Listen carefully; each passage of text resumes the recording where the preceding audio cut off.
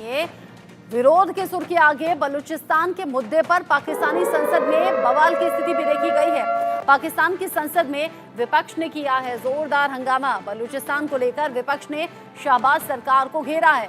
संसद में विपक्ष ने शहबाज सरकार से कुछ तीखे सवाल भी पूछे। विपक्ष ये पूछ रहा है शहबाज सरकार से कि आखिर बलूचिस्तान में लोगों के साथ ये अत्याचार, ये नाइंसाफी हो क्यों रही है। बलूचिस्तान जहां पर बलूच लोग जो हैं वो सड़कों पर आ गए हैं, विरोध प्रदर्शन लंबे वक्त से चल रहा है और ये जो प्रदर्शन है वो अपनी आज़ादी की मांग को लेकर है। वो प्रदर्शन जुल्म ज्यादती के खिलाफ है और ऐसे में टेंशन में अब पाकिस्तान सरकार आ गई है। जुल्म के खिलाफ बलूचिस्तान के लोगों ने हल्ला बोल दिया है। पाकिस्तानी सेना और बलूच प्रदर्शनकारी आमने सामने आते हैं, जख्मी भी होते हैं, जान भी जाती है, लेकिन बावजूद इसके ये प्रदर्शन रुक नहीं रहे, थम नहीं रहे। कहना उनका ये है कि अधिकारों के लिए हम लड़ते हैं और लड़ते रहेंगे। संसद में विपक्ष ने शहबाज सरकार से भी तीखे सवाल पूछ लिए। यानी बलूचिस्तान में जो प्रदर्शन का मामला है, जो विरोध के सुर हैं, वो अब पाकिस्तानी संसद के भीतर भी उठ रहे हैं और विपक्ष शहबाज सरकार से तीखे सवाल पूछ रहा है कि आखिर बलूचिस्तान में ये हालात कैसे हुए और इन हालातों को कैसे सुधारा जा सकता है।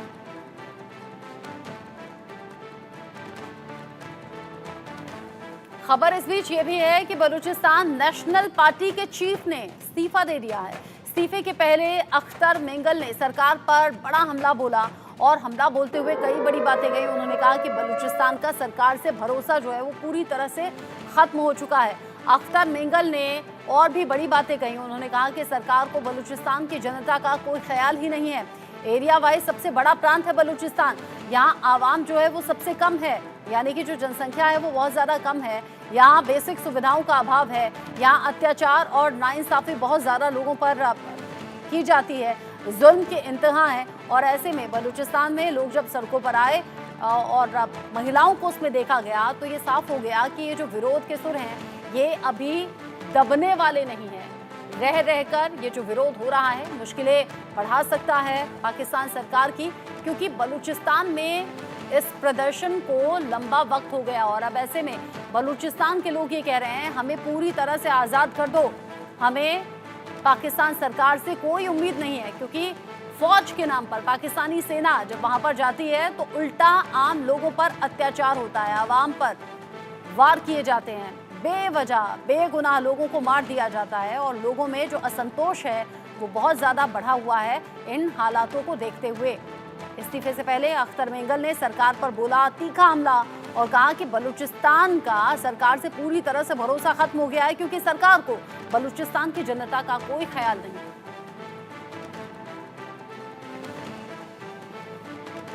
इस बीच अपडेट ये भी कि मौलाना फजल उर रहमान ने भी संसद में सरकार को घेरा है। बलूचिस्तान के मुद्दे पर फजल उर रहमान का सरकार पर हमला सामने आया। मौलाना फजल उर रहमान का शहबाज सरकार पर हमला।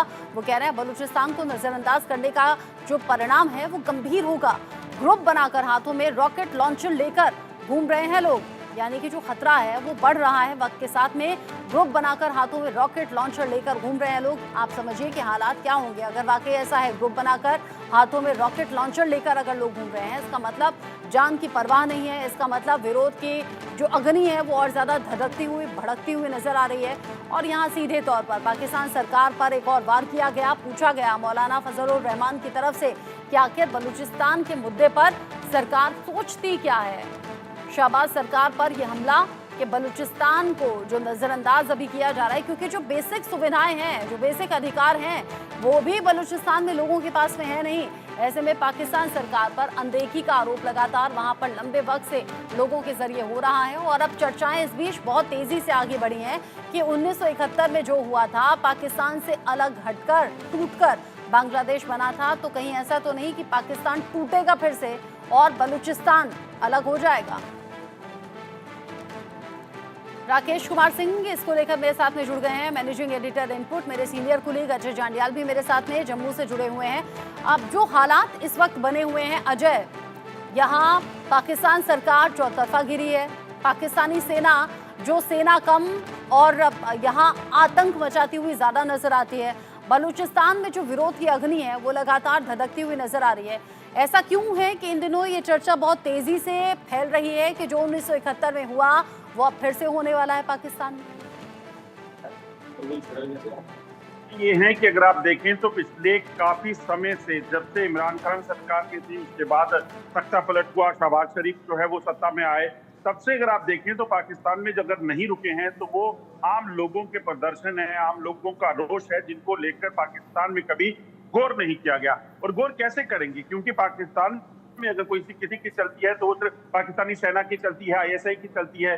वो अपने घर को संभालने से ज्यादा भारत में या बाकी अन्य जगहों पर टेरर फैलाने में ज्यादा फोकस रहते हैं। वो पैसा जो आता है आम लोगों की सहूलियत के लिए, उनके देखरेख के लिए, उसके बजाय अब वहां पाकिस्तान जो है इस चीज पे गौर करता है कि कैसे भारत में जो है लोगों का कत्लेआम किया जा सके। तो सोचिए ये जब होगा तो क्यों नहीं होगा। दूसरी तरफ आप देख लें, पाकिस्तान में बलूचिस्तान में लगातार आतंकी हमले हो रहे थे, PLA के पाकिस्तानी सेना पर हमले हो रहे थे, लगातार पाकिस्तान के कब्जे वाले कश्मीर में बुरा हाल है लोगों का, वो भुखमरी से दो चार हो रहे हैं, महंगाई से दो चार हो रहे हैं।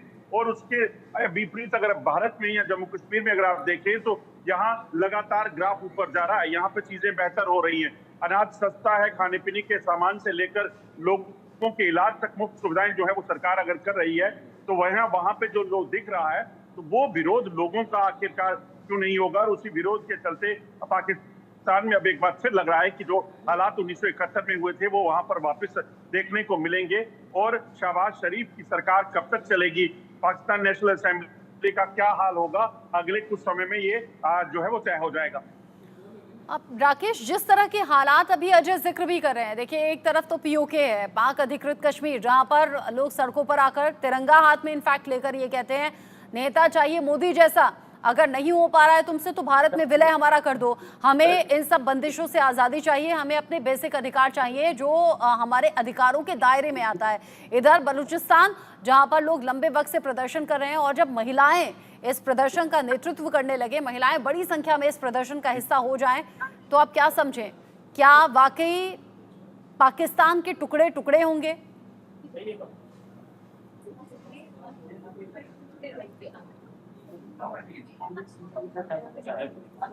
राकेश,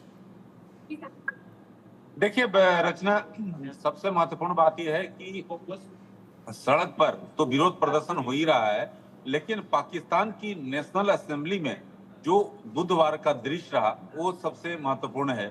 और उसका जिक्र करना महत्वपूर्ण होगा कि बलूचिस्तान और खैबर पख्तूनख्वा को लेकर जो जोरदार हंगामा हुआ और बड़े नेताओं और सांसदों ने सरकार पर इससे जुड़े हुए तीखे सवाल पूछे और हालातों को बेहतर करने के उन्होंने कहा कि सरकार, शहबाज शरीफ सरकार, न तो बलूचिस्तान को और न ही वहां के लोगों को गंभीरता से ले रही है और न ही उसका ध्यान हालातों को ठीक करने को लेकर है। और ऐसी स्थिति में बलूचिस्तान नेशनल पार्टी के चीफ अख्तर मेंगल ने यह कहते हुए इस्तीफा दे दिया कि बलूचिस्तान का देश की सरकार पर से भरोसा खत्म हो चुका है, क्योंकि सरकार को उनका ख्याल नहीं है। अख्तर मेंगल ने यह भी कहा कि पाकिस्तान के राष्ट्रपति और प्रधानमंत्री में से कोई भी बलूचिस्तान के हालात को सुधारना ही नहीं चाहते हैं। ऐसा लगता है कि सरकार का यहाँ से कोई लेना देना नहीं है। पाक संसद में जमीयते उलेमा इस्लाम फजल के चीफ मौलाना फजल उर रहमान ने भी बलूचिस्तान और खैबर पख्तूनख्वा को मुद्दे पर सरकार को घेरा और उन्हें सीधे तौर पर कहा कि बलूचिस्तान और खैबर पख्तूनख्वा में हालात ऐसे हो गए हैं कि वहां के लोग ग्रुप बनाकर हाथों में रॉकेट लॉन्चर लेकर घूम रहे हैं। तो ये स्थिति है पाकिस्तान की, और जो स्थिति अगर ये लंबे समय तक जारी रहती है तो पाकिस्तान कई टुकड़ों में बंटने वाला है। रचना, ये जो पाकिस्तान कई टुकड़ों में टूटेगा, बटेगा, लेकिन अजय अगर एरिया वाइज देखें, पाकिस्तान जो 4 प्रांतों में बटा है, बलूचिस्तान एरिया वाइज सबसे बड़ा है, आबादी के लिहाज से अगर देखें तो आबादी यहाँ सबसे कम है।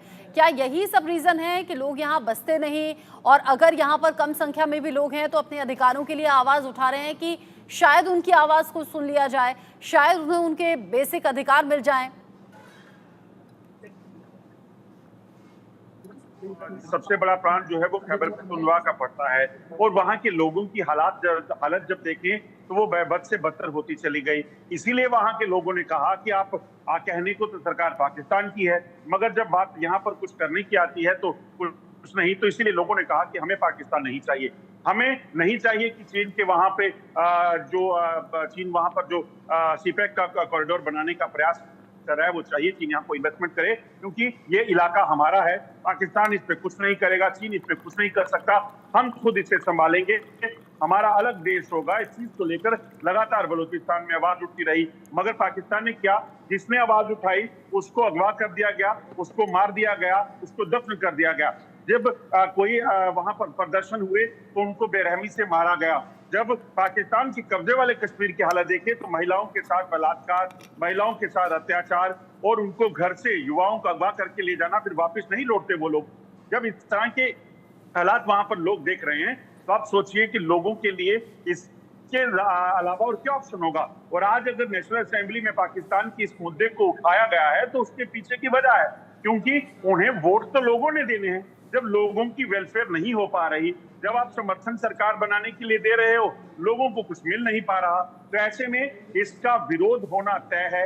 और जैसा राकेश जी ने कहा कि पाकिस्तान के टुकड़े बांग्लादेश के बाद जो है 2 हुए थे, मगर अब कितने होंगे वो देखना होगा। पाकिस्तान की कब्जे वाला कश्मीर जो है वो भारत का है, उसे भारत लेगा। खैबर पख्तूनख्वा का इलाका जो है वहां पर बीएलए आज से नहीं, पिछले कई सालों से अपनी जंग लड़ रहा है आजादी की, वो हासिल करेगा। और इसी लिए पंजाब का जो प्रांत पाकिस्तान में पड़ता है वहां पर भी लोग बेहद खुश नहीं हैं। सिंध और पंजाब में पाकिस्तान में अगले आने वाले समय में क्या होने वाला है, ये पाकिस्तान इसके बारे में सोच नहीं रह सकता। और आपको बताऊं कि चीन को खास तौर पे जब से पाकिस्तान ने इन्वॉल्व किया है, उसकी बिलियन रुपीस की इन्वेस्टमेंट वहां पे करवाई है, उसके बाद चीन को उसने फंसा तो लिया है, मगर इसका खामियाजा भी पाकिस्तान को भुगतना पड़ेगा, क्योंकि अपनी भुखमरी की हालत के लिए चीन से जितना कर्जा पाकिस्तान ने लिया है वो और ज्यादा खतरनाक पाकिस्तान के लिए आने वाले समय में होने वाला है। अब जिस तरीके से आप बता रहे हैं कि प्रदर्शन यहाँ पर तेज हो गए, प्रदर्शन पाकिस्तान सरकार के लिए बड़ा सरदर्द है, राकेश आपको नहीं लगता कि पाकिस्तान सरकार खुद अपने पैरों पर कुल्हाड़ी मार रही है, या फिर ये जो प्रदर्शन रह रहकर उठ रहे हैं, या ये जो विरोध की अग्नि भड़क रही है, ये मानो बारूद का ढेर है जिस पर पाकिस्तान सरकार बैठी और न जाने कब ये विस्फोट हो जाए? देखिए, पाकिस्तान के जो टॉप लीडर हैं या जो आर्मी है, उसका ध्यान जो है इन चीजों पर होना चाहिए, लेकिन उसका ध्यान जो है भारत में आतंकवाद फैलाना, इन तमाम चीजों पर, तो ये एक बड़ा मसला है। और जिस तरह से जो संसद का जो दृश्य है पाकिस्तान का, वो उससे साफ तौर पर बयां कर रहा है कि आखिरकार पाकिस्तान के हुक्मरान कितनी बेचारगी में हैं। बलूचिस्तान के बिगड़ते हालात की तरफ जिस तरह से जो दृश्य दिख रहा है कि लोग जो हैं वहां के हाथों में हथियार लेकर वसूली करने निकल जाते हैं, और उन्हें वहां पर अगर सरकार सच में बलूचिस्तान और खैबर पख्तूनख्वा के हालात को सुधारना चाहेगी तो ये लेकिन आने वाले समय में अगर इसी तरह से स्थिति रहता है तो पाकिस्तान के हाथ से बलूचिस्तान और खैबर पख्तूनख्वा जो है निकलने वाला है। जो दृश्य है वो साफ तौर पर इसकी ओर इंगित कर रहा है। रचना, और दूसरी महत्वपूर्ण बात, क्योंकि जो आम आदमी है वो त्रस्त है, आम आदमी परेशान है, बेरोजगारी वहां पर चरम पर है, महंगाई चरम पर है, तो ऐसी स्थिति में अगर सरकार आम आदमी की बात नहीं करती है, आम आदमी को जो है वहां पर जिस तरह से अपने हाल पर छोड़ दिया जाता है, तो ऐसी स्थिति में स्थिति आने वाली है कि पाकिस्तान कई टुकड़ों में बटेगा। और इसी का जिक्र चाहे मौलाना फजलुर रहमान हो या बलूचिस्तान नेशनल पार्टी के जो नेता हो जिन्होंने अपने पद से इस्तीफा दिया, उन्होंने साफ तौर पर इस बात किया कि अगर पाकिस्तान सरकार ने बलूचिस्तान और पख्तूनख्वा के स्थानीय नेताओं को नजरअंदाज किया तो इसके गंभीर परिणाम भुगतने पड़ेंगे। और ये प्रदेश, ये एरिया जो है पाकिस्तान के हाथ से निकलने वाला है। संसद और इन इलाकों में मचे बवाल के देखते हुए ऐसे कयास लग रहे हैं कि कहीं पाकिस्तानी सरकार के हाथों से बलूचिस्तान और खैबर पख्तूनख्वा निकल न जाए। जिस तरीके से आप कह रहे हैं कि पाकिस्तान के हाथ से बलूचिस्तान निकल ना जाए, अजय ऐसा लग रहा है कि लगभग तो निकल ही गया है। आउट ऑफ कंट्रोल तो है यहाँ चीजें, चाहे बलूचिस्तान हो, पीओके हो। देखिए रचना, बिल्कुल आप सही कह रही हैं। जिस तरीके से लगातार वहां पर आतंकी हमले हो रहे हैं, आप सोचिए एक एक बार में 100 से ज़्यादा पाकिस्तानी सैनिक जो हैं वो बलूचिस्तान लिबरेशन आर्मी जो बनाई गई है वहां पर जो लड़ाके हैं उनके द्वारा मारे जा रहे हैं। तो उसका मकसद बड़ा साफ है, इसका मतलब बड़ा साफ है कि वो लोग किसी भी हालात में पाकिस्तान की फौज को, पाकिस्तान को वहां पर देखना नहीं चाहते। यही वजह है कि रोज़ प्रदर्शन होते हैं, यही वजह है कि वो साफ कहते हैं कि हमारे इलाके से आपकी मूवमेंट हमें नहीं चाहिए, पाकिस्तान का नाम यहाँ नहीं दिखना चाहिए। यही वजह है कि वो चाहते हैं कि चीन चाहे सीपैक में जितना मर्जी पैसा यहाँ लगा चुका है, अगर चीन का हस्तक्षेप होगा तो इसको बर्दाश्त नहीं किया जाएगा। और इसीलिए आप सोचिए पुलिस स्टेशन से लेकर आर्मी के कैंप, आर्मी की पेट्रोल पार्टीज, वहां पर आर्मी की जो मूवमेंट होती है उसको टारगेट करने का जो सिलसिला चल रहा है वो सीधा इशारा करता है कि ये अब खतरनाक आने वाले दिनों में और हो जाएगा। और इसके पीछे की वजह है उनके पास, इसके पीछे की वजह साफ ये है कि वो सीधे तौर पर चाहते हैं कि वहां पर पाकिस्तान नहीं चाहिए, चीन नहीं चाहिए, उन्हें आज़ादी चाहिए है। और ये हिस्सा पाकिस्तान से बेहद जल्द कटने वाला है। अभी तक जो तस्वीर दिख रही थी, वो सड़कों पर दिख रही थी, वो अब पाकिस्तान की संसद में अगर पहुंची है तो इसका मतलब बड़ा साफ है कि वहां पर अब जो शहबाज शरीफ की सरकार है उसको आने वाले दिनों में और चीज़ों को भुगतना पड़ेगा। क्योंकि लोगों को पता है कि यहाँ जो नब्ज है उस नब्ज को पकड़ने के लिए बीएलए जो हमले कर रहा था वो ठीक है, मगर पाकिस्तान की संसद में आवाज़ पहुंचानी है तो उसका तरीका उन्होंने ढूंढा और वहां पाकिस्तान नेशनल असेंबली में वो बात पहुंच चुकी है। जिस तरीके से इस चीज़ को उठाया जा रहा है वो साफ दिखाता है कि एक बार बलूचिस्तान में अगर बगावत शुरू हो गई, सांसदों ने कह दिया कि ये ठीक नहीं होगा, तो आप ये सोचिए कि आने वाले समय में पाकिस्तान के कब्जे वाला कश्मीर हो या फिर गिलगित का इलाका, वहां पर भी इसी तरह के परिणाम पाकिस्तान को भुगतने पड़ेंगे। जिस तरीके से आप बता रहे हैं कि यहाँ नतीजे भुगतने पड़ेंगे, राकेश, मुझे लोकसभा इलेक्शंस याद आ रहे हैं। लोकसभा इलेक्शन में मुझे बड़े चेहरों के जरिए किए गए वादे याद आ रहे हैं कि पीओके जल्द ही भारत में विलय हो जाएगा और इसके लिए टाइमलाइन भी दी गई थी। अब ऐसे में अगर पाकिस्तान के खंड खंड होने की खबर है तो क्या अखंड भारत का सपना इसे हम कह सकते हैं? सही कहा रचना, क्योंकि जिस तरह से जो पाक अधिकृत कश्मीर की स्थिति है वहां पर आए दिन जो विरोध प्रदर्शन होता है, सेना का जिस तरह से वहां पर प्रताड़ित किया जा रहा है लोगों को, उनके खिलाफ उनकी आवाज को कुचला जाना, वहां पर बेरोजगारी, वहां पर महंगाई, ये तमाम चीजें हैं जो आम आदमी को रोजमर्रा की जो वस्तुएं चाहिए वो उपलब्ध नहीं है, रोजगार चाहिए वो नहीं मिल पा रहा है। आप देखिए जो भारत के जम्मू कश्मीर में है, जम्मू कश्मीर के हालात देखिए, कितने लोग जो हैं अपने आप, और ऐसी स्थिति उत्पन्न होगी कि लोग जो हैं अपने आप जो हैं भारत में विलय करने के लिए उनकी ओर से लगातार कोशिश ऐसे वहां पर अंदर खाने चल रही है। लेकिन पाकिस्तानी सेना जिस तरह से वहां पर कत्लेआम, जिस तरह से आंदोलन को कुचला जा रहा है, लेकिन जो स्थिति है पाक अधिकृत कश्मीर की बद से बदतर है। और ये ज्यादा समय नहीं है कि भारत को ज्यादा प्रयास नहीं करना पड़ेगा। जो स्थितियां हैं वो आने वाले समय में इस ओर इंगित कर रही हैं कि पाक अधिकृत कश्मीर के जो वासी हैं, जो निवासी हैं, लोग हैं, जो पाकिस्तान ने गैरकानूनी तरीके से कब्जा कर रखा है, वो दिन यानी किस पॉसिबिलिटी की तरफ आप इशारा कर रहे हैं राकेश? जो है किस पॉसिबिलिटी की तरफ आप इशारा कर रहे हैं? क्योंकि हाथों में तिरंगा तो ऑलरेडी लोगों के है।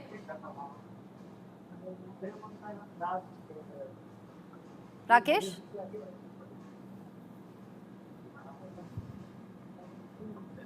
अच्छा, आवाज उन तक नहीं पहुंच पा रही है। मैं अजय का रुख कर लेती हूँ। अजय, ये जो हालात अभी देखे हैं हमने, लगातार विरोध प्रदर्शन के होना, हम तो अपनी फौज का कितना सम्मान करते हैं, हमारे बिल्कुल सर आंखों पर बिठा कर रखते हैं हम अपने फौजियों को, लेकिन पाकिस्तान में ठीक उल्टा है। सेना की वहाँ पर कोई इज्जत, कोई सम्मान नहीं। सेना का अपने लोगों के बीच में आ जाना मानो कि आतंक को ले आना, मानो कि जुल्म ज्यादती को ले आना। देखिए रचना, एक चीज बड़ी साफ है, भारत में अगर कोई सेना में जाता है तो उसका मतलब बड़ा साफ है कि वो देश सेवा के लिए जा रहा है। भारत में अगर कोई सेना में जाता है तो उसका मकसद होता है कि देश के लोगों की सुरक्षा को सुनिश्चित करना। मगर वहीं अगर आप पाकिस्तान में चले जाएं तो वहां पर सेना इसलिए जानी जाती है कि महिलाओं के साथ प्रताड़ित करने के लिए, वहां इसलिए जानी जाती है कि युवा अगर कोई आवाज़ उठाता है, कोई प्रोटेस्ट होता है तो उन युवाओं को अगवा कर लिया जाता है, चाहे वो पाकिस्तान के कब्जे वाला कश्मीर हो, चाहे वो गिलगित हो, चाहे वो बल्चिस्तान हो। एक तरफ हमने तो कुछ ही समय पहले की तस्वीरें आपको याद होंगी रचना, जब भुखमरी से मर रहे लोगों के लिए वहां पर अनाज नहीं था और महंगाई जो है वो लगातार आसमान छू रही थी, तो लोगों ने जब प्रोटेस्ट किया कि उन्हें आटा दे दीजिए, उन्हें चावल दे दीजिए, उस वक्त हुआ क्या? पाकिस्तान की सेना ने उन पर गोलीबारी की। तो सोचिए वहां पर लोगों की जो लोग जो हैं वो किस तरीके से या किस चीज को लेकर पाकिस्तानी सेना की इज्जत करेंगे। इज्जत उसकी होती है जो देश सेवा के लिए जुटा हो, जो आम लोगों की सेवा के लिए जुटा हो। उसके पीछे की वजह यह है। दूसरी तरफ पाकिस्तान के कब्जे वाला कश्मीर की बात राकेश जी जो कर रहे थे, क्योंकि मैं उस चीज को बताना चाहूं, आप सोचिए कि पाकिस्तान के कब्जे वाले कश्मीर में पिछले 35 सालों में पाकिस्तान ने क्या किया है। वहां के युवाओं को बजाय नौकरी देने के, वहां के महिलाओं को बजाय ऊपर लाने के, महिलाओं के लिए या फिर बच्चों को वहां शिक्षा देने के लिए पाकिस्तान ने अगर कुछ किया तो पाकिस्तान ने वहां पर महिलाओं के साथ बलात्कार किए, युवाओं को आतंक के लिए जम्मू कश्मीर भेजा, भारत भेजा और बंदूक हाथ में थमा दी और यहां पर आकर सुरक्षा बलों के साथ मुकाबले में वो मारे गए। आतंकी ट्रेनिंग कैंप वहां पर शुरू किए गए।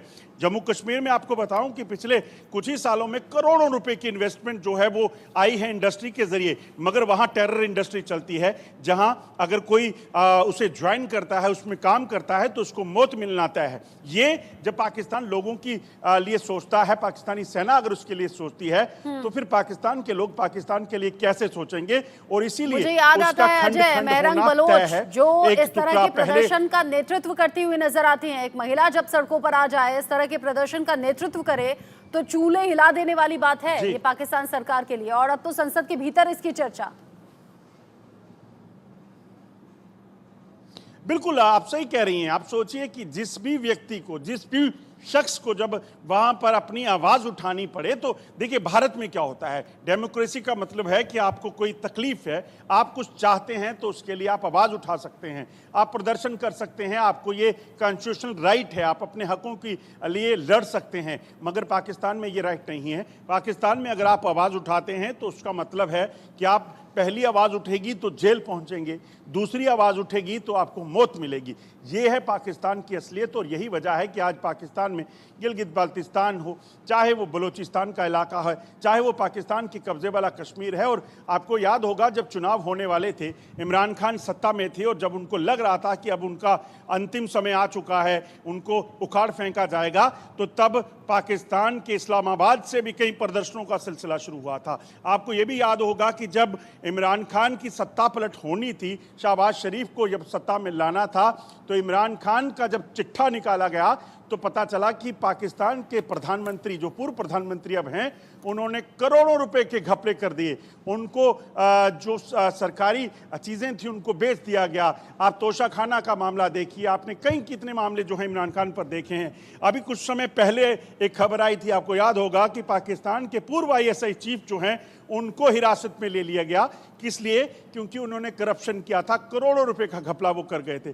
तो ये हालात जब पाकिस्तान के जैसे देश में होंगे तो वहां लोगों की परवाह किसको होगी?